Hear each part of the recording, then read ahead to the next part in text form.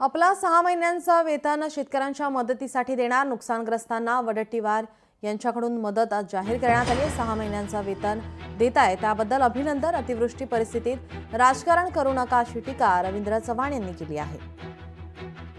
पूरग्रस्तांच्या मदतीसाठी मी 6 महिन्याचा निधी आमदार निधी मी मुख्यमंत्री सहायता निधीमध्ये देणार आहे।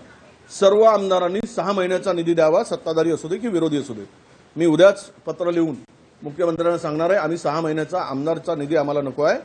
सर्व भाजपच्या आमदारांनी, काँग्रेसच्या आमदारांनी, सर्व आमदारांनी 6 महिन्याचा निधी या संकटग्रस्तांसाठी दिला पाहिजे असं आवाहन मी करतोय।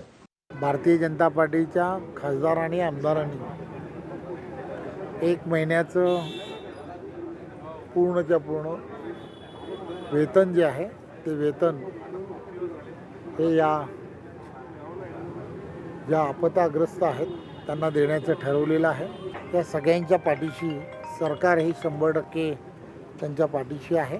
वडट्टीवार यांनी 6 महिन्याचं वेतन हे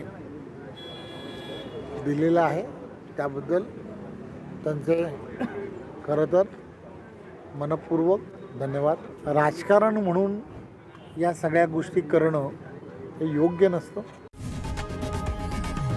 लोकशाही मराठी ऐका, पहा, जागरूक रहा।